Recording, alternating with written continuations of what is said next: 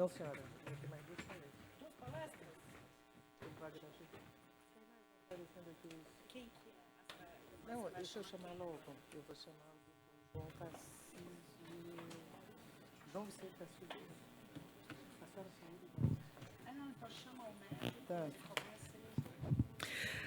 Dando sequência à nossa programação, assistiremos em instantes à palestra intitulada Denervação Renal, uma nova fronteira no tratamento da hipertensão arterial resistente em meio aos desafios de reembolso.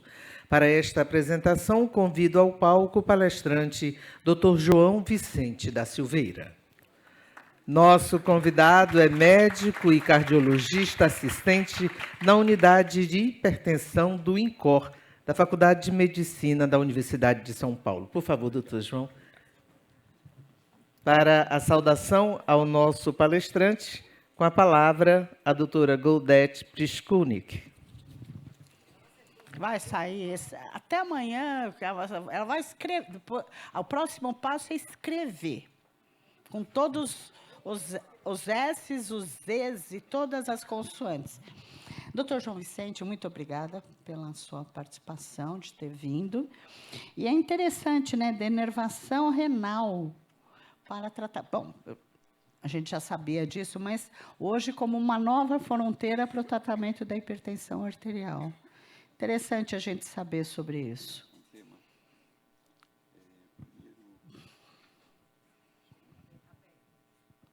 Alô.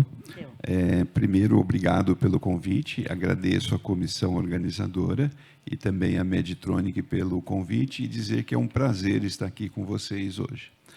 Nós vamos falar de um tema emergente na cardiologia, que é a denervação renal.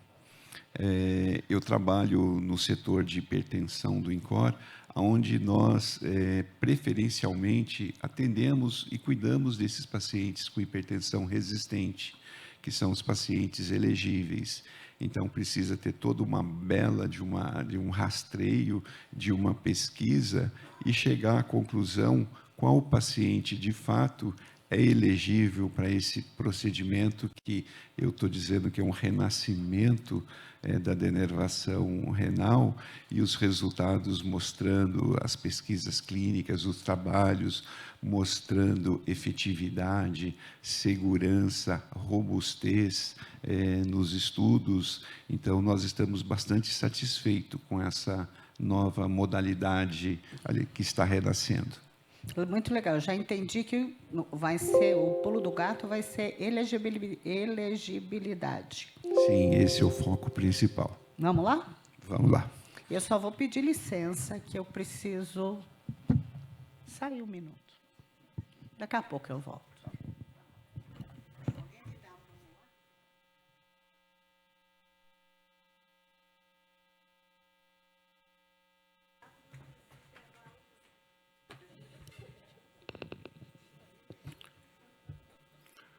Bom, como eu já dei início, nós vamos falar desse tema emergente, né, que é a denervação renal. Ela já me apresentou, eu sou médico da unidade clínica do Instituto do Coração, do setor de hipertensão, onde a gente trabalha preferencialmente com pacientes... Para que lado que vira aqui? Para baixo? Então, vocês devem ter visto que agora em novembro, aliás, em setembro de 2024, houve a nova diretriz da Sociedade Europeia de Cardiologia, onde foi apresentado a nova diretriz. E essa nova diretriz manteve o que a gente chama de a hipertensão verdadeiramente, né? Que são pressão arterial sistólica e diastólica, maior que 140 por 90 milímetros de mercúrio. Esses valores, eles se mantiveram como hipertensão. Então, esse é o valor que todos nós temos que ter em mente. Só que essa nova diretriz mostrou que níveis menor que 120 por 70 milímetros de mercúrio é o que a gente chama de pressão arterial não elevada. Isso causou um furor no mundo todo, né? Que as pessoas não entendiam, mas eles fizeram essa nova diretriz até para se basear em um número que cada vez mais está restrito, e nós temos que ser mais exigentes com a pressão arterial, com os fatores de risco, para diminuir a mortalidade cardiovascular. A hipertensão, ela é uma endemia, né? Uma pandemia, pior do que a Covid, que acomete o mundo todo. O mundo tem mais de 1,2 bilhões de hipertensos. Isso chancelado por mais de 44 estudos em 35 países, onde a prevalência da hipertensão ela é alta nos homens e nas mulheres. Isso é importante vocês terem esse conceito. Para cá, né? No Brasil, o Brasil segue essa pandemia, né? Essa endemia. A prevalência no Brasil também chega a 36% da população brasileira. Isso significa que aqui nessa sala, a cada 5 pessoas, 3 são hipertensas. Essa é a estatística do Brasil. E o que chama atenção, o que nos entristece muito, é saber que 50% dos pacientes hipertensos, somente 50 são diagnosticados. Desses 50, somente 40% está em tratamento. E, pasmem, só 10% apresenta a pressão controlada. Então, isso mostra para nós o quanto precisa se avançar, o quanto estamos longe de tratar bem os nossos pacientes. E esses pacientes, muitos somos nós que temos hipertensão. Muitos somos nossos pais, os nossos filhos, os nossos avós, os nossos vizinhos. Então, são pessoas que estão convivendo com a gente e sofrem esse impacto deletério, que não é só no Brasil, é no mundo, como eu vou mostrar para vocês. O que é importante agora, um novo conceito que eu vou mostrar para vocês. Aliás, esse conceito é um dos mais importantes conceitos dessa minha apresentação de hoje, que é a hipertensão arterial resistente.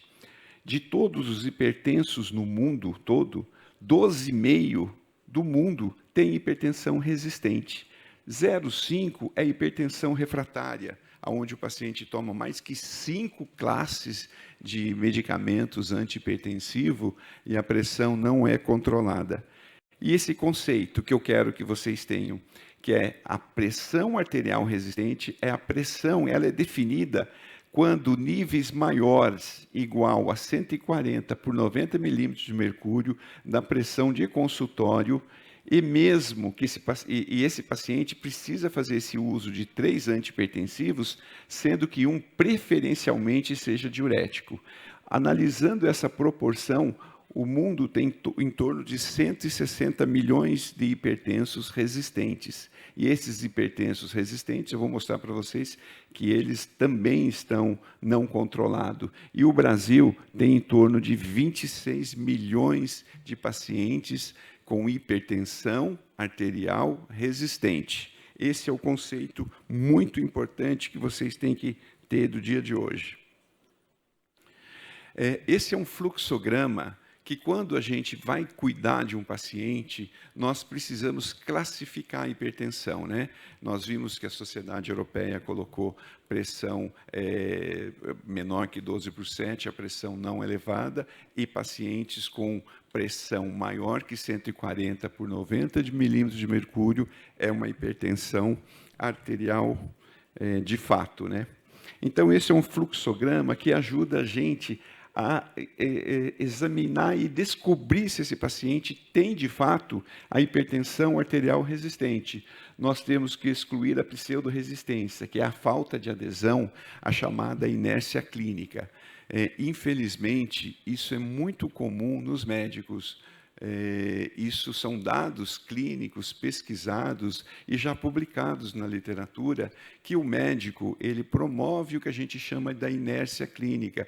Ele deixa o paciente, esqueci do remédio, esqueci da medicação, eu peguei o remédio da vizinha, e daí ele chega no consultório, essa técnica de se aferir a pressão, A gente lá no Instituto do Coração, a gente dá uma aula para os residentes, onde são 29 variáveis que a gente analisa para fazer um exame físico de aferir a pressão arterial. Então, a técnica, a gente vê que, infelizmente, é errada nos grandes hospitais, nos ambulatórios e até, pasme, no consultório. Então, isso tem um nome chamado inércia clínica.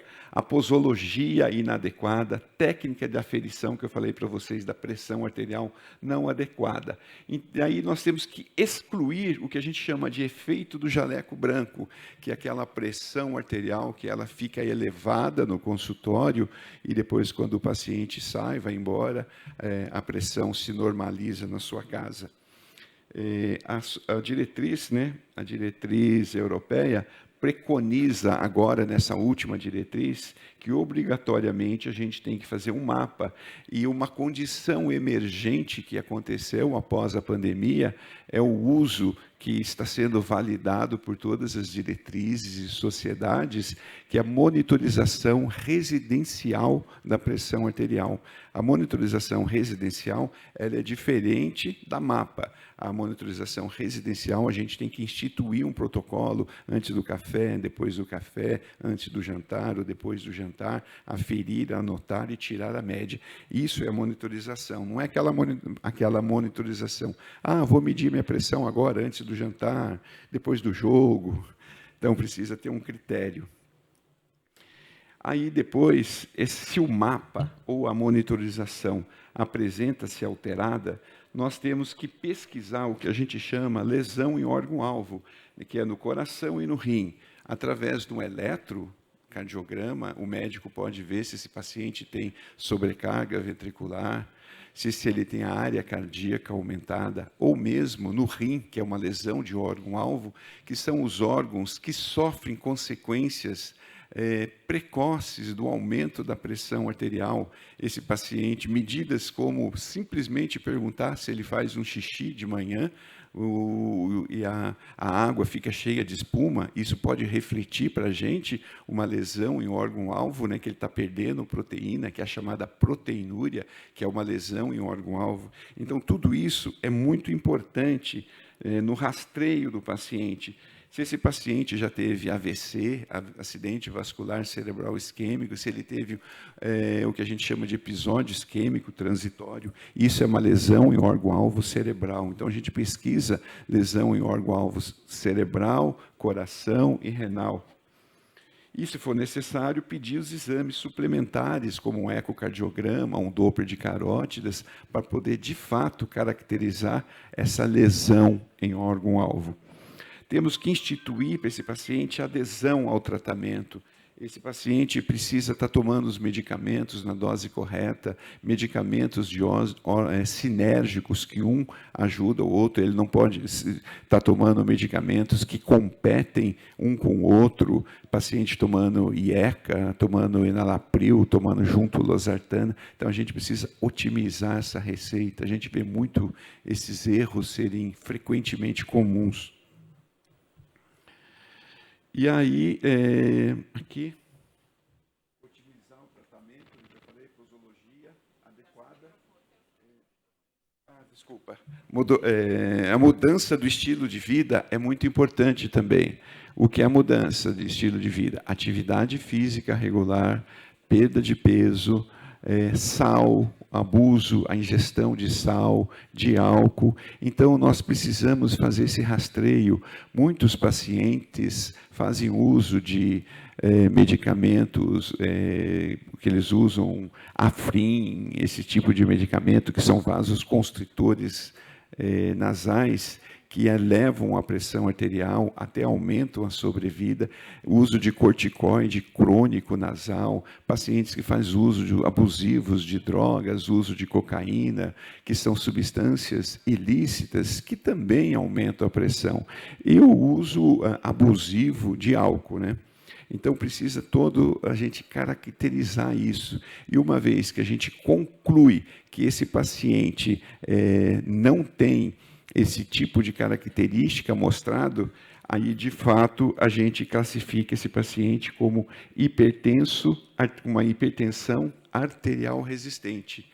Então, o paciente com hipertensão arterial resistente, de fato, não é uma coisa simples, porque precisa fazer o rastreio, inclusive de doenças que levam à pressão arterial, que é a chamada hipertensão arterial resistente.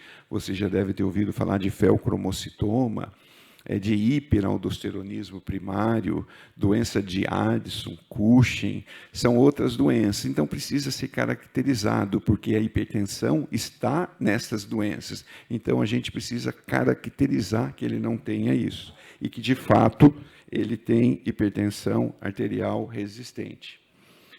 Aqui são dados do estudo RIHOT, inclusive os investigadores principais lá do INCOR, analisou dados clínicos de pacientes com hipertensão arterial resistente. Coloquei aqui em vermelho.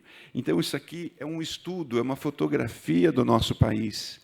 E essa fotografia do nosso país quanto à hipertensão arterial resistente. E nós vemos aqui, olhem isso, pasmem, né? 63% da população brasileira com hipertensão arterial resistente, ela não está controlada.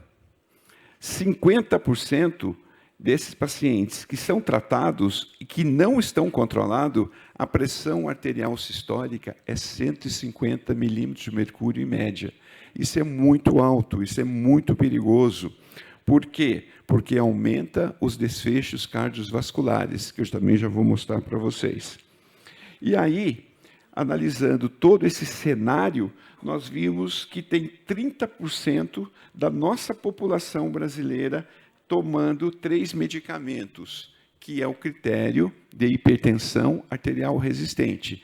O que é 3 remédios? A gente sempre começa com IECA ou BRA, um bloqueador do canal de cálcio, vou falar aqui, enalapril, losartana, anlodipino, que é muito frequente, que vocês veem, e um diurético, hidroclorotiazida ou mesmo furosemida. Então, o paciente tem que apresentar essas características. Então, 30% dos nossos pacientes são hipertenso resistente. E a grande concentração é no sistema público. 75% dos pacientes com hipertensão resistente se concentra no sistema público. E o sistema privado é 25% dos pacientes. E isso significa um impacto na população de quase 4, vamos dizer, esses dados já são um pouquinho ultrapassados, né, de 2018, 2019, vamos dizer que já chegou a quase 400 mil pessoas. A grande preocupação é que, além de eles serem resistentes, a pressão não está controlada. Esse é um estudo, né, que foi feito com 1.348 pacientes hipertensos com idade de 55 anos, acompanhado por 6 anos. Aqui é uma metodologia chamada cromatografia líquida. Eu coloquei aqui um cenário para vocês verem. É uma metodologia onde separa as substâncias. Então, o paciente faz um exame de urina, e nesse exame de urina, pela cromatografia líquida, que é essa metodologia, ele separa. Então, esses pacientes, eles tomavam os medicamentos e não tinham como mentir para o pesquisador. E o que a gente descobriu? A gente descobriu o seguinte, olha aqui, que quando ele toma três comprimidos, não que sejam de classes diferentes, a não adesão chega a quase 40%. Quando ele toma 4 comprimidos, a não adesão, isto é, não tomar os medicamentos, quase chega a 50%. Quando ele toma 5 comprimidos, essa adesão chega, vamos dizer, quase 50% também. Mas quando ele toma 6 comprimidos, a não adesão é 80%. E a gente, infelizmente, a gente vê isso. São vários vieses, né? Não vamos aqui discutir condição econômica, receber o medicamento pela rede pública.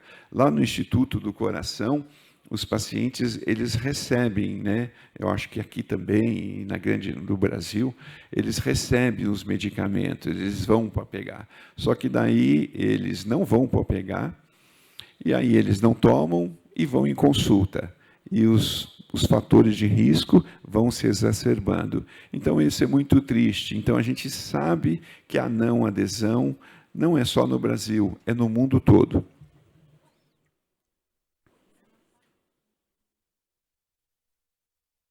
E por que nós devemos procurar a meta pressórica? Primeiro, você, chegando na meta pressórica, você está tratando adequadamente o paciente. Terceiro, que a diminuição de 10 milímetros de mercúrio diminui os desfechos cardiovasculares, diminui em 20% desfechos cardiovasculares maiores, diminui, aqui é 27%, AVC, diminui em 25% insuficiência cardíaca, diminui a doença cardíaca, infarto, angina, em 17%, diminui o risco de morte cardiovascular. Isso é vida. Então, tratar a hipertensão é um bem que nós, médicos que estão aqui na plateia, e vocês também que cuidam de muitos pacientes, e veem a prescrição de muitos pacientes, a importância de se tratar a hipertensão, porque isso significa vida, condição estável. Um paciente que tem um acidente vascular cerebral, ele carrega sequelas, não somente motoras, ele carrega sequelas para o resto da sua vida, o que isso repercute na sua vida, com seus familiares, com o seu serviço. Esses pacientes entram em depressão e acabam complicando. Então, olha a importância correta de se tratar uma pressão arterial. Eu vou falar para vocês da denervação renal, mas para eu entrar nesse conceito da denervação renal, eu precisaria de uma outra aula, porque é muito bonito, é muito bacana essa ideia. Existem conceitos de cirurgias que já começaram na década de 40 para tentar tratar a pressão arterial. Mas por que esse termo chama denervação renal? Porque é o seguinte, a mola mestre, que eu coloquei aqui, né, tem um método mnemônico aqui, eu vou fazer uma comparação. A mola mestre da hipertensão é o desequilíbrio que ocorre no nosso organismo, do sistema simpático e do parasimpático. Esses dois sistemas deveriam estar em balanço, no balanço, né? Mas daí o que acontece? Começa a ter uma preponderância do sistema simpático, onde o sistema simpático aumenta a frequência cardíaca por liberação de adrenalina, que eu vou falar, aumenta a frequência cardíaca e diminui o diâmetro dos vasos arteriais. Isso chama aumento da resistência vascular periférica e a pressão sobe. Então, é importante vocês guardar esse conceito, que o sistema simpático ele está superativado. E superativado, a frequência alta, aquele paciente que fala rápido, aquele paciente elétrico, aquele paciente que tem uma frequência de repouso alta, esse paciente tem o que a gente chama de hiperatividade do sistema simpático, que é a mola mestre, por isso que eu coloquei essa mola aqui, da hipertensão. E aí surge esse conceito. O que é a denervação renal? É um procedimento minimamente invasivo, que é feito numa sala de hemodinâmica, por um médico hemodinamicista. Eu, por exemplo, sou um médico clínico, né? Eu elejo os pacientes para serem submetidos. E aí faz-se a punção, aqui na região inguinal, na artéria femoral, e introduz-se o cateter multieletrodo Simplicity Spyro na artéria renal. E na artéria renal direita e esquerda, esse eletrodo ele é impactado e através do gerador de radiofrequência, né, o Simplicity G3, é distribuída a radiofrequência, que é uma energia. Essa energia, aqui, ele pega os 4 quadrantes da artéria, e na adventícia das artérias que se concentram, né, que tem o pertuito dos nervos renais. E aí faz-se o procedimento da denervação renal.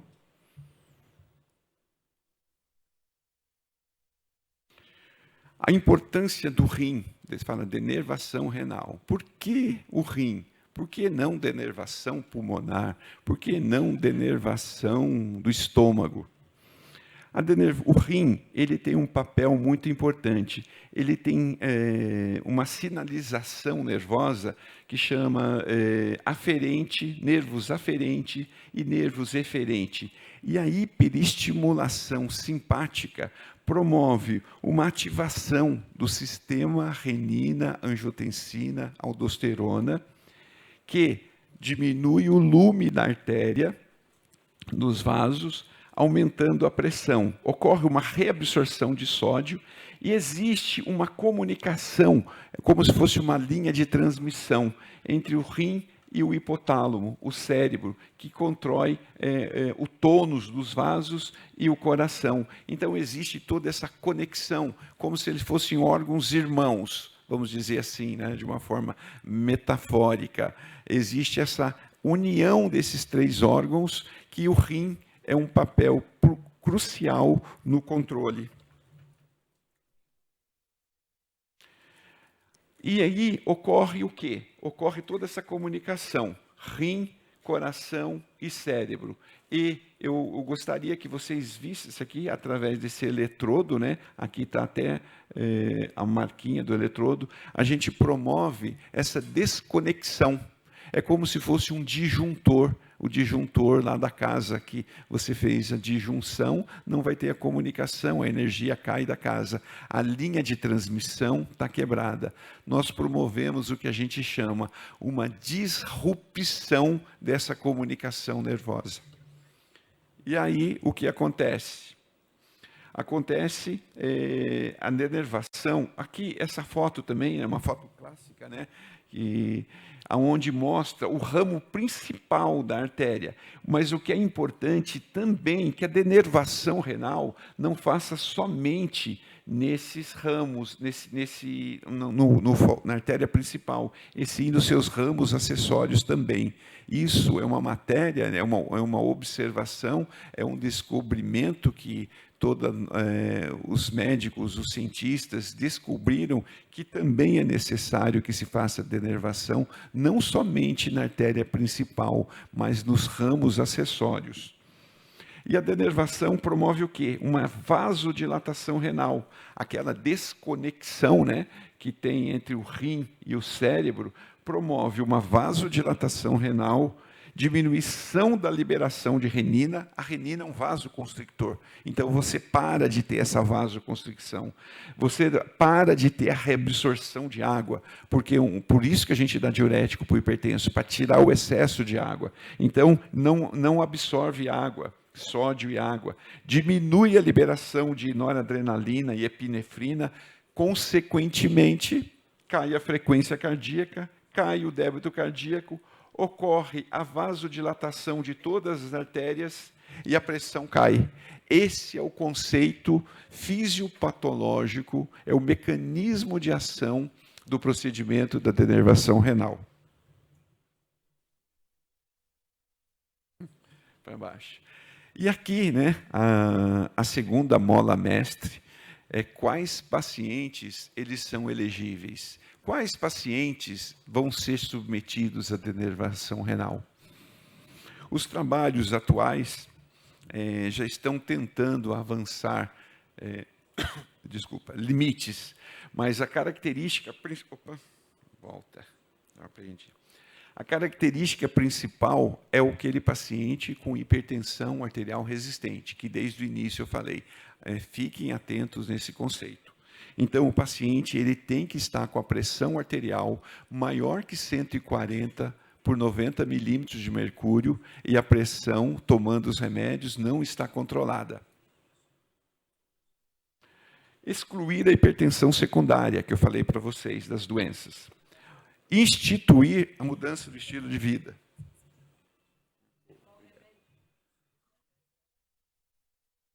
Daqui a pouco está na hora de tomar.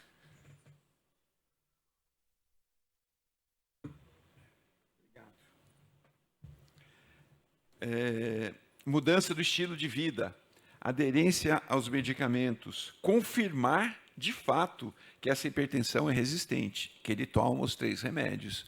Então, o paciente precisa confirmar para a gente que ele toma o remédio. A gente tem que confiar que ele está falando a verdade, descobrir como um detetive.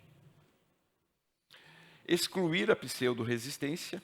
É importante também a análise da anatomia renal, porque esse eletrodo ele se adapta a um diâmetro de 3 a 8 milímetros. Então, precisa-se também estudar, como aquela foto que eu mostrei para vocês, que tem artérias acessórias. Pode ser que tenha somente a artéria principal, mas é importante a gente estudar.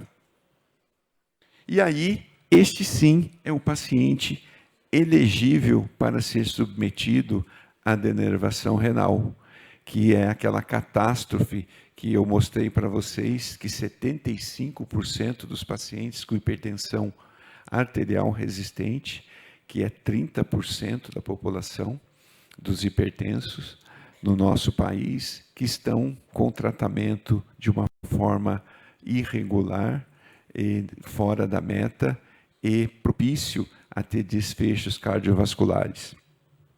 E quais são as contraindicações? Gravidez, displasia fibromuscular, é uma alteração que dá na artéria renal.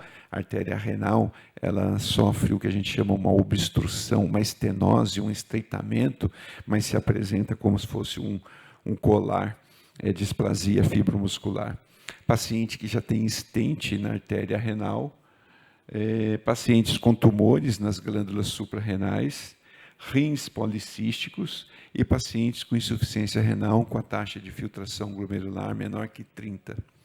Então, esses pacientes são contraindicados, a princípio, no momento atual, para denervação renal. E aí, eu mostro para vocês, né, que desde 1940 já se começou os estudos com medicamentos via oral, né, que são os simpatolíticos periféricos. Na década de 57, em 1957, os diuréticos tiazídicos, né, o hidroclorotiazida. Na década de 70, os beta-bloqueadores. Em 1980, enalapril, né, que são os inibidores da enzima conversora de angiotensina. Os alfa-bloqueadores, clonidina, alfa-metildopa. Na década de 90, os bloqueadores dos receptores da angiotensina, que é a losartana. E agora nós estamos vendo essa metodologia que nós taxamos como uma metodologia eficaz, com eficácia e segurança e emergente, como uma opção para tratar os pacientes com hipertensão arterial resistente, que é a denervação renal. Podemos dizer que é um renascimento da denervação renal. Eu vou explicar o porquê também. Por quê? Por que é um renascimento? Porque nós aprendemos com os estudos, com a metodologia, com o aperfeiçoamento que houve do eletrodo. O eletrodo ele era unipolar, hoje ele é multipolar. Esses pacientes têm um gráfico, né, um desenho dos pacientes que são submetidos à pesquisa com critérios muito mais rígidos, né? E nisso nós conseguimos melhorar os nossos dados. A partir de 2014, o FDA determinou que os trabalhos de pesquisa duplo cego, randomizados, os estudos clínicos e mesmo os ensaios clínicos fosse feito com um caso controle Sham, para que esses dados sejam muito robustos e firmes e claros. Então, surgiu, desde 2014, como os estudos Spiron, OFMED e OnMed, OnMed e OffMed foram os grandes iniciadores, mostrando que cada vez mais a literatura foi sendo mais criteriosa e mostrando dados importantes de eficácia, segurança e sustentabilidade.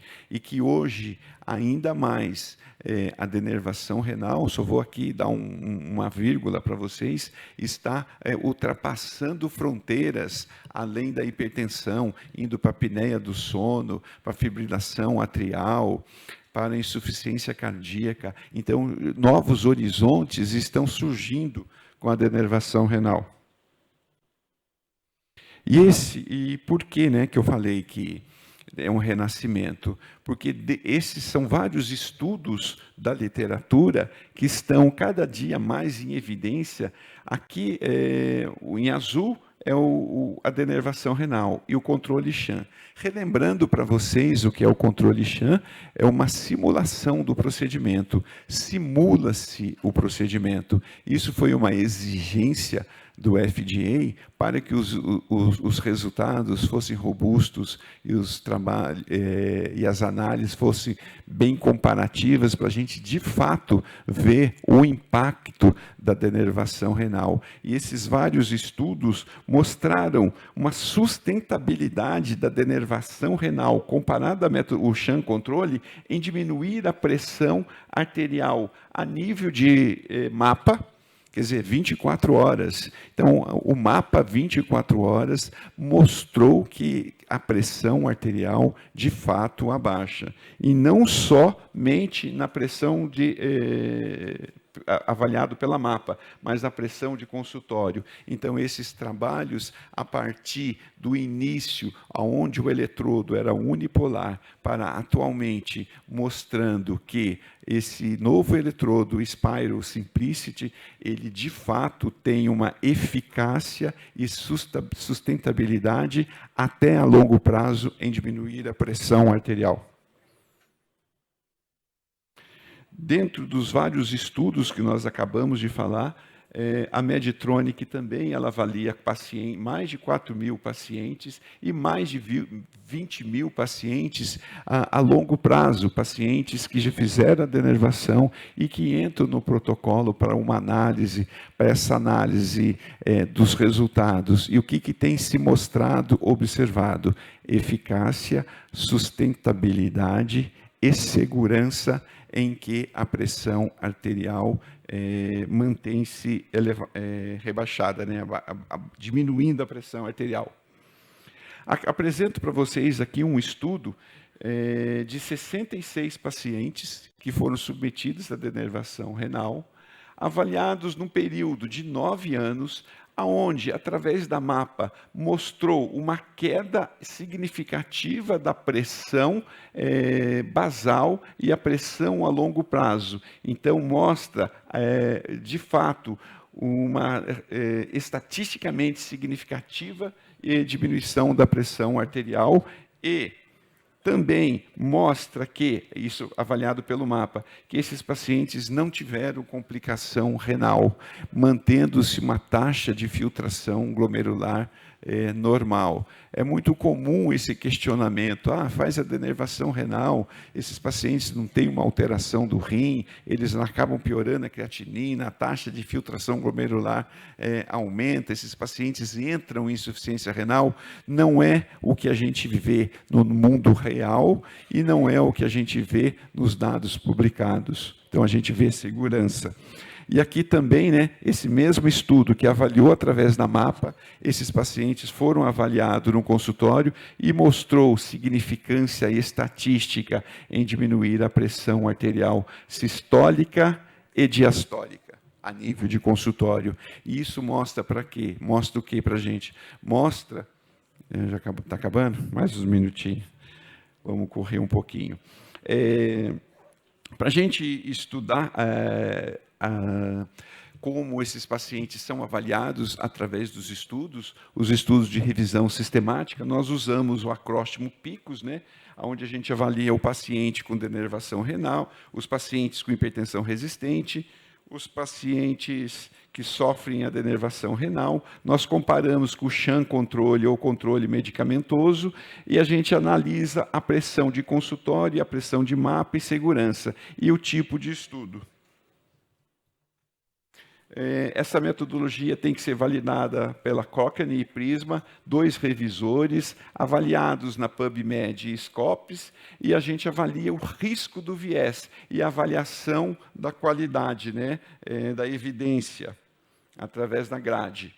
E aí nós, através desse controle PICO, 11 estudos clínicos randomizados e 7 estudos clínicos não randomizados, sendo que a sua grande maioria mostrou baixo risco. Baixo risco do quê? Baixo risco de complicação da denervação renal. O risco é muito baixo. O risco é muito baixo e algumas preocupações. Aqui mostro para vocês, né, uma meta-análise da pressão arterial de consultório no estudo clínico randomizado, em que a denervação renal favoreceu os pacientes, aqui, 12 trabalhos dessa meta-análise, a diminuição da pressão arterial, vamos colocar aqui, né, mais de 16 milímetros de mercúrio, foi favorável aos pacientes que fizeram a denervação renal. Isso foi nível de consultório. Aqui a gente vê uma outra meta-análise, né, que foi estudada de 10 estudos para ver a ação da pressão sistólica no mapa de 24 horas e mostrou que houve uma redução de quase 5 milímetros de mercúrio favorável nos pacientes submetidos à denervação renal. Aqui um outro estudo, uma análise de subgrupo de estudo clínico randomizado e não randomizado, mostrando também em estudos de 8 estudos em 7 estudos dessa meta-análise, mostrando que foi favorável à denervação renal em diminuir a pressão em 20 milímetros de mercúrio e 13 milímetros de mercúrio, mostrando a eficácia e segurança da denervação renal. E quando a gente estuda a certeza geral da evidência, 15 estudos que mostrou diminuição da pressão arterial sistólica e diastólica, apresenta uma evidência moderada. E 10 estudos que avaliam a pressão sistólica e diastólica com queda da pressão, mostrou uma confiança de evidência alta, mostrando e ratificando que a denervação renal é eficaz. Aqui mostro para vocês, né, na figura 1, as variáveis que estão relacionadas com as doenças, com a hipertensão, como AVC, pós-AVC, insuficiência cardíaca, insuficiência renal, a hipertensão por si só. E na figura 2, que é um gráfico que mostra um gráfico chamado gráfico de tornado, aqui mostra as variáveis, morte por todas as causas, AVC, insuficiência cardíaca, morte, doença cardiovascular e infarto. Comparado aqui tratamento clínico e aqui a denervação, houve uma redução relativa importante desses pacientes que foram submetidos à denervação renal. Isso mostra para nós o quê? Que esses pacientes apresentam a sua qualidade de vida e esses pacientes com menos desenvolvimento de desfechos cardiovasculares, ele tem um custo, e esse foi um trabalho que foi feito no Canadá, mostrando o custo-efetividade da denervação renal na população do Canadá. Então, mostra a importância financeira. Aqui também, né, mostram as doenças relacionadas à insuficiência cardíaca, infarto, a hipertensão, né? Infarto, insuficiência cardíaca, hipertensão e fibrilação. Ocorreu um custo no Brasil, em 2018, de 56 bilhões. Isso causa impacto na nossa economia. A Sociedade Brasileira de Hipertensão, posicionamento sobre hipertensão arterial resistente, quando determina que quando o tratamento mantém o paciente fora da meta com 3 medicamentos, como te expliquei, hipertensão resistente, é indicada a denervação simpática renal. A Sociedade Europeia de Hipertensão e a Sociedade Europeia de Cardiologia também determinam como classe 2, nível de evidência B, que a denervação seja realizada nos pacientes com hipertensão arterial resistente. E aqui eu finalizo para vocês que o protocolo de diretriz de tratamento da hipertensão nas mais importantes sociedades do mundo todo, como a Sociedade Europeia de Hipertensão, a Sociedade Brasileira de Cardiologia, a Sociedade Internacional de Hipertensão, e aqui em 2024, na diretriz da Europeia e na Americana de Cardiologia, eles determinam, né, que nós devemos fazer a denervação renal para os pacientes com hipertensão arterial resistente. E aqui eu finalizo minha apresentação, espero que tenha sido útil para vocês e estou aberto para algumas perguntas e discussões. Muito obrigado.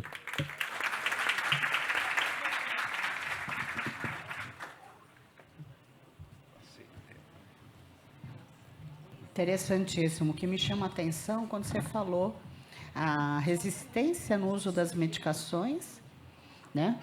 Hipertensão arterial conhecida, mas não tratada, e que não é só no Brasil. Impressionante isso, né? Temos perguntas? Temos perguntas, plateia? Deixa eu ver se tem aqui no... Temos, por causa do... Tá. Ok? Não? O que a gente usa no procedimento? Você pode sumariamente nos dizer? O que você quer saber, Lena? Você quer saber como é realizado o procedimento? Esse procedimento é realizado numa sala de hemodinâmica para o médico hemodinamicista. Esse médico, ele tem as diretrizes da Sociedade Hemodinâmica, determinam que ele tem que ter uma experiência, tem um certo número de casos que ele tenha que fazer. Então, ele tem que ser um expert. E esse paciente, ele é sedado, porque a denervação causa dor, então ele é sedado. Aí esse paciente, ele faz o procedimento na sala de hemodinâmica como se fosse um cateterismo. É muito similar, só que é feito, de fato, pela artéria femoral, e onde o eletrodo chega até a artéria renal. Aí a radiofrequência, né, é aplicada a radiofrequência, e tem toda uma segurança nesse procedimento. É todo monitorado numa tela de computador. E aí, a importância atual é que a denervação denerva os 4 quadrantes dos vasos na adventícia. E é um procedimento muito seguro. Perfeito. Hã?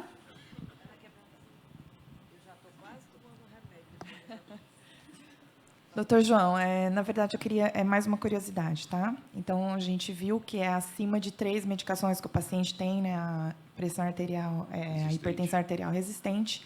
No caso, depois de fazer a denervação, ele continua ainda com as medicações ou pode cessar o uso da medicação? Uma boa pergunta você fez.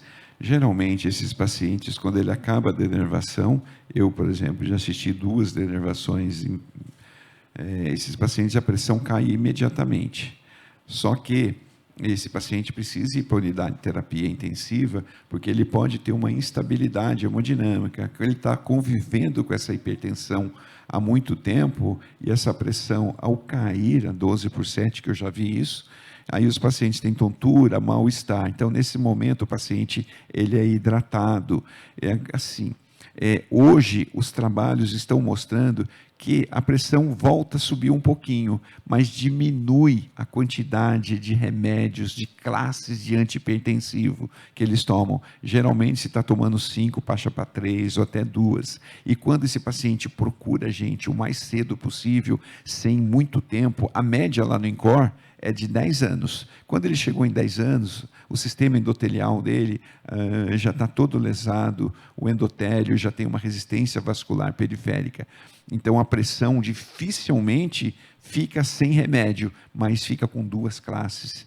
Agora, quando o paciente vem muito rápido, precoce, que também ocorre, esses pacientes, muitos pacientes ficam sem remédio nenhum, inclusive volta até ter hipotensão.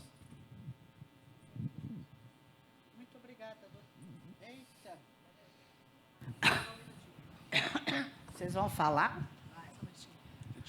Tati, acho que o Sim, nós vamos grande tirar diferencial é principalmente que o paciente pós-procedimento, nós temos estudos de 3 anos pós e está em andamento um de 5. É uma queda pressórica de uma média de 16 miligramas. Em progressão, né, doutor João? Então, esse paciente, às vezes, você diminui 1 ou 2 medicamentos, classe medicamentosa, mas o controle da pressão, ele é encontrado. Então, acho que esse é o grande diferencial. E acho que o doutor João trouxe, né, os equipamentos que são utilizados, é um catéter específico para a denervação. Então, sempre que a gente fala, ele tem um custo agregado? Tem, mas ele é custo efetivo. Então, acho que trazendo para vocês, né, principalmente o slide que mostra o nosso estudo, o SHARP, ele mostra uma diminuição de mais de 11 miligramas. Já tem uns estudos que mostram que 10, você já tem uma diminuição significativa nos efeitos cardiovasculares, acidentes. AVC, 27% em acidente e cardio, 20%. Então, assim, a gente já tem, o custo efetivo dele é comprovado. Custo efetivo no tempo. Sim, sim. Então, você vai ter que ter... Não, eu tô enfatizando isso porque a gente sabe que existe sempre aquela discussão, o paciente não fica comigo muito tempo, tem o turnover das carteiras, as apólices, sai, blá, blá, blá, blá. Então, assim, não é que você faz o procedimento e o procedimento em si, você tem a custo-efetividade. Você vai ter a bateria. Você vai fazer um estudo no tempo. Então, espera-se que seja procedimento. Por isso que nós falamos logo no início, na elegibilidade, ou seja, se escolhe paciente certo, no momento certo, da maneira certa, na operadora certa, para que você depois possa fazer o que a gente tem falado muito, que é acompanhar a tal da jornada do paciente. Jornada é uma palavra que a minha querida Clarice Petramalli não gosta, porque dá a impressão de um grande fardo do paciente, que é a jornada, mas seria assim, o trajeto desse paciente dentro da sua, não da operadora, mas da sua vida de saúde, vamos dizer, nesse sentido. Então, até essa demonstração, a gente tem que tomar muito cuidado, porque para você passar essa mensagem, vai depender de quem ouve. Na autogestão, de novo, na autogestão, como é que você ouve isso? Como você ouve isso num plano pessoa física, que você sabe que a pessoa não sai dentro de uma verticalizada. Tá? Então, de novo, eu volto a falar, o magnânimo, para mim, da Operação Saúde, é justamente ter que pensar os vários modelos, porque a gente não pode ter o mesmo discurso ou discurso estandarizado para qualquer tipo de operadora, porque é diferente a necessidade que as operadoras têm, inclusive levando em consideração prevalência da faixa etária. Se você pegar uma CAPCESP no Rio de Janeiro, por exemplo, onde a faixa etária é 60% de idoso, diferente de outra operadora onde você tem mais jovem, ou você pegar a operadora que eu faço, gestão, por exemplo, que é uma empresa de informática, que a minha média etária é 32 anos, eu não tenho esse tipo de problema, eu tenho outros. Então, é importante conhecer para poder fazer o entendimento correto. Sim, e principalmente a elegibilidade, né? O público, para que público é indicado? Não é para todo mundo, né? Fundamental, elegibilidade. Exatamente. Para que você não faça o gasto desnecessário. Para que seja algo sustentável, né? O gasto desnecessário. Gastou dinheiro à toa, perdeu, maná. Que nem diriam os cariocas, perdeu, maná. Perfeito? Obrigada, doutor. Obrigado.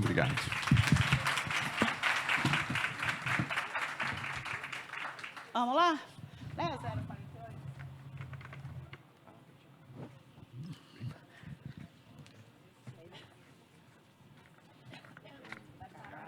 Não, a Laura vai falar. Que horas eu vou? 7 da noite?